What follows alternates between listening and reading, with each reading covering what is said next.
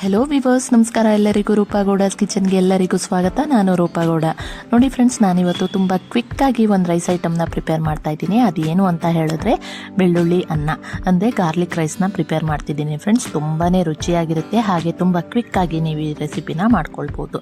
ಇದನ್ನು ಹೇಗೆ ಮಾಡೋದು ಅಂತ ನಾನಿವತ್ತು ನಿಮಗೆ ತಿಳಿಸ್ಕೊಡ್ತೀನಿ. ಅದಕ್ಕೂ ಮುಂಚೆ ನನ್ನ ಚಾನಲ್ಗಿನ ಸಬ್ಸ್ಕ್ರೈಬ್ ಆಗಿಲ್ಲ ಅಂದರೆ ದಯವಿಟ್ಟು ಸಬ್ಸ್ಕ್ರೈಬ್ ಮಾಡ್ಕೊಳ್ಳಿ, ಬೆಲ್ ಐಕಾನ್ ಸಹ ಕ್ಲಿಕ್ ಮಾಡ್ಕೊಳ್ಳಿ ಫ್ರೆಂಡ್ಸ್. ಯಾರಾದರೂ ಬ್ರೇಕ್ಫಾಸ್ಟಿಗೆ ನೀವು ತುಂಬಾ ಕ್ವಿಕ್ಕಾಗಿ ಒಂದು ರೆಸಿಪಿ ಮಾಡಬೇಕು ಅಂದರೆ ಈ ಒಂದು ರೈಸ್ನ ನೀವು ಚೂಸ್ ಮಾಡ್ಬೋದು. ಬನ್ನಿ ಇದನ್ನು ಹೇಗೆ ಮಾಡೋದು ಅಂತ ನೋಡೋಣ. ನಾನಿಲ್ಲಿ 1/4 kg ರೈಸಿಗೆ ಪ್ರಿಪೇರ್ ಮಾಡ್ತಾ ಇರೋದು. ಅದರಿಂದ 3 ಮೀಡಿಯಮ್ ಸೈಜ್ದು ಬೆಳ್ಳುಳ್ಳಿನ ಅದ್ರ ಸಿಪ್ಪೆ ತೆಗೆದು ಈ ರೀತಿಯಾಗಿ ಜಜ್ಜಿಟ್ಕೊಂಡಿದ್ದೀನಿ. ಹಾಗೆಯೇ ಸ್ವಲ್ಪ ಕೊತ್ತಂಬರಿ ಸೊಪ್ಪು, ಸ್ವಲ್ಪ ಕರಿಬೇವು ಸೊಪ್ಪು, ಹಾಗೆಯೇ ಅರ್ಧ ಟೀ ಸ್ಪೂನಷ್ಟು ಜೀರಿಗೆ, ಒಂದು 4 ರಿಂದ 5 ಒಣಮೆಣಸಿನಕಾಯಿ, ಹಾಗೆಯೇ ಒಂದು 1/4 ಟೀ ಸ್ಪೂನಷ್ಟು ಅರಿಶಿಣ, ಸ್ವಲ್ಪ ಸಾಸಿವೆ, ರುಚಿಗೆ ತಕ್ಕಷ್ಟು ಉಪ್ಪು, ಅರ್ಧ ಟೇಬಲ್ ಸ್ಪೂನ್ ಪೆಪ್ಪರ್ ಪೌಡರ್, ಹಾಗೆ ಒಂದು 4 ಟೇಬಲ್ ಸ್ಪೂನ್ ಕಡಲೆಕಾಯಿ ಬೀಜನ ಇಟ್ಕೊಂಡಿದ್ದೀನಿ ಫ್ರೆಂಡ್ಸ್. ಮೊದಲನೇದಾಗಿ ಕಡಲೆಕಾಯಿ ಬೀಜನ ಸ್ವಲ್ಪ ಎಣ್ಣೆ ಹಾಕ್ಕೊಂಡು ಚೆನ್ನಾಗಿ ಹುರಿದುಕೊಳ್ಳೋಣ. ನಾನು ಡೈರೆಕ್ಟಾಗಿ ಅನ್ನಕ್ಕೆ ಎಷ್ಟು ಬೇಕೋ ಅಷ್ಟು ಎಣ್ಣೆನ ಹಾಕ್ಕೊಬಿಡ್ತೀನಿ. 4 ಟೇಬಲ್ ಸ್ಪೂನ್ ಎಣ್ಣೆನ ಹಾಕ್ಕೊಂಡು ಕಡಲೆಕಾಯಿನ ಹಾಕಿ ಅದು ಕಂದು ಬಣ್ಣ ಬಂದು ಫ್ರೈ ಆಗಬೇಕು, ಅಂದರೆ ಕ್ರಿಸ್ಪಿ ಆಗೋವರೆಗೂ ನಾನು ಹುರಿದ್ಕೊಂಡು ಎತ್ತಿಟ್ಕೊಳ್ತೀನಿ ಫ್ರೆಂಡ್ಸ್.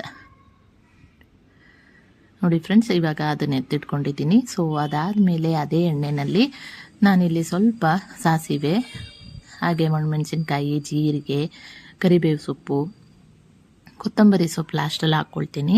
ಸೊ ಈ ರೀತಿಯಾಗಿ ಹಾಕ್ಕೊಂಡು ಅದಾದಮೇಲೆ ಬೆಳ್ಳುಳ್ಳಿನೂ ಸಹ ಹಾಕ್ಕೊಂಡು ಒಂದು 2 ನಿಮಿಷ ನೀವು ಫ್ರೈ ಮಾಡ್ಕೊಳ್ಬೇಕು. ಅದು ಸ್ವಲ್ಪ ಕಲರ್ ಚೇಂಜ್ ಆಗುತ್ತೆ, ಅಲ್ಲಿವರೆಗೂ ಫ್ರೈ ಮಾಡಿಕೊಂಡ್ರೆ ಸಾಕು. ಒಂದು 2 ನಿಮಿಷ ಇಟ್ಕೊಳ್ಳಿ.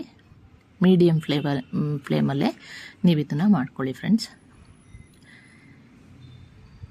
ಆನಂತರ ನಾನು ಇದಕ್ಕೆ ಸ್ವಲ್ಪ ಅರಿಶಿಣ, ಹಾಗೆಯೇ ರುಚಿಗೆ ತಕ್ಕಷ್ಟು ಉಪ್ಪನ್ನು ಅಷ್ಟೇ, ನಾನು ಅನ್ನಕ್ಕೆ ಉಪ್ಪು ಹಾಕ್ತಾಯಿಲ್ಲ, ಸೊ ಹಾಗಾಗಿ ಉಪ್ಪನ್ನ ಸ್ವಲ್ಪ ಜಾಸ್ತಿನೇ ಹಾಕ್ಕೊಳ್ತಾ ಇದ್ದೀನಿ. ನೀವು ಕೆಲವರು ಅನ್ನಕ್ಕೆ ಉಪ್ಪು ಹಾಕ್ತಾರೆ, ಅಂಥವ್ರು ನೋಡಿಕೊಂಡು ಉಪ್ಪನ್ನು ಹಾಕ್ಕೊಳ್ಳಿ.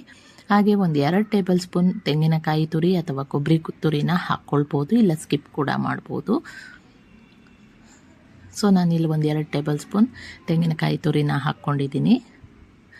ಆನಂತರ ಅರ್ಧ ಟೇಬಲ್ ಸ್ಪೂನಷ್ಟು ಪೆಪ್ಪರ್ ಪೌಡರ್, ಕಾಳು ಮೆಣಸಿನ ಪುಡಿನ ಹಾಕ್ಕೊಳ್ತಾ ಇದ್ದೀನಿ. ಇದೆಲ್ಲ ಆದಮೇಲೆ ಸ್ವಲ್ಪ ಕೊತ್ತಂಬರಿ ಸೊಪ್ಪನ್ನು ಸೇರಿಸ್ಕೊಳ್ತೀನಿ ಫ್ರೆಂಡ್ಸ್. ಇದನ್ನು ಸೇರಿಸ್ಕೊಂಡು ಚೆನ್ನಾಗಿ 1 ನಿಮಿಷ ನೀವು ಹುರಿದುಕೊಳ್ಳಿ. ಅದಾದಮೇಲೆ ನಾನಿಲ್ಲಿ 1/4 kg ರೈಸಿಂದ ಅನ್ನ ಮಾಡ್ಕೊಂಡಿದ್ದೆ. ಸೋನಾ ಮಸೂರಿ ರೈಸ್ ತೊಗೊಂಡಿದ್ದೀನಿ. ಸೊ ಅದನ್ನು ಅನ್ನ ಮಾಡಿದ್ದೆ. ಸೊ ಅದನ್ನು ಇವಾಗ ಮಿಕ್ಸ್ ಮಾಡಿಕೊಂಡು ಕಲಿಸ್ಕೊಳ್ತಿದ್ದೀನಿ ಫ್ರೆಂಡ್ಸ್. ಸ್ವಲ್ಪ ಆಯಿಲ್ ಚೆನ್ನಾಗಿ ಹಾಕ್ಕೊಳ್ಳಿ, ಚೆನ್ನಾಗಾಗುತ್ತೆ. ಆನಂತರ ನಾನು ಹುರಿದಿಟ್ಕೊಂಡಿರ್ತಕ್ಕಂಥ ಕಡಲೆಕಾಯಿ ಬೀಜನೂ ಸಹ ಇದರಲ್ಲಿ ಸೇರಿಸ್ಕೊಳ್ತಾ ಇದ್ದೀನಿ. ಈಗ ತುಂಬ ರುಚಿಯಾಗಿರ್ತಕ್ಕಂಥ ಬೆಳ್ಳುಳ್ಳಿ ರೈಸು ತುಂಬ ಕ್ವಿಕ್ಕಾಗಿ ರೆಡಿಯಾಗಿದೆ. ಒಂದು ಸರ್ತಿ ಮಾಡಿ ನೋಡಿ, ಮತ್ತೆ ಈ ಒಂದು ರೆಸಿಪಿನ ಮಾಡ್ತೀರಾ.